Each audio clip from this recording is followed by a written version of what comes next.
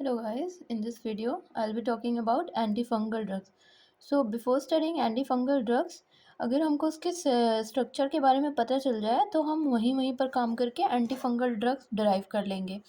Here comes the structure of fungus. ठीक है, ये हमारा सेल वॉल हो गया, this one is cell membrane, ये हमारा उसका सेंट्रियोल हो गया और ये हमारा माइक्रोट्यूब्यूल्स, ये उसका डीएनए हो गया. ठीक है, अब सेल वॉल कंपोनेंट्स होते हैं हमारा chitin, protein, beta ग्लूकैन.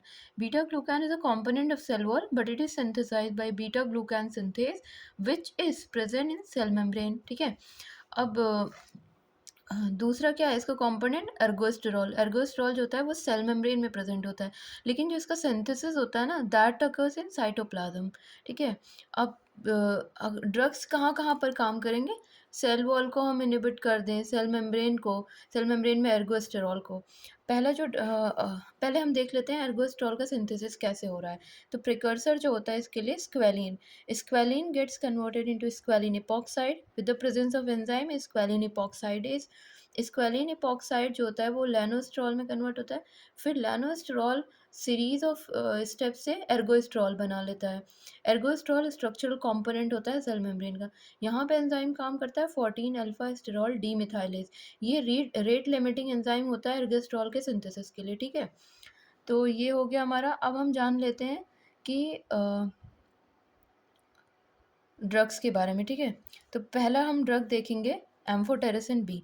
Amphotericin B जो होता है वो एर्गोस्टेरॉल को सिक्वेस्टर कर लेता है एक स्पॉन्ज की तरह. लाइक अगर तुम स्पॉन्ज को अगर एक मतलब ग्लास ऑफ वाटर में डालोगे तो वो पूरे वाटर को एब्जॉर्ब कर लेगा या एब्जॉर्ब कर लेगा. इसी तरह से एम्फोटेरिसिन बी जो होता है वो एर्गोस्टेरॉल को सिक्वेस्टर कर लेता है. तो इसका मैकेनिज्म ऑफ एक्शन हो गया एम्फोटेरिसिन बी सिक्वेस्टर एर्गोस्टेरॉल. दूसरा डीएनए को इनहिबिट करने वाला फ्लूसाइटोसिन. तीसरा हम माइक्रोट्यूब्यूल्स को भी कर देंगे इनहिबिट, तो है ग्राइसियोफल्विन. ठीक है, अब बीटा ग्लूकैन सिंथेस को इनहिबिट करने के लिए काइनोकैंडिन्स and इब्रेक्सा finger.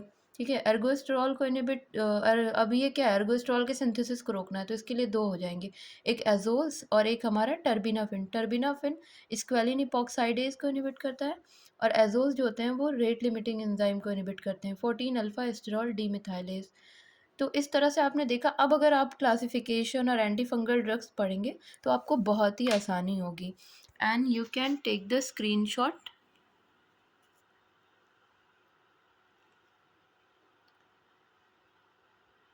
Thank you guys.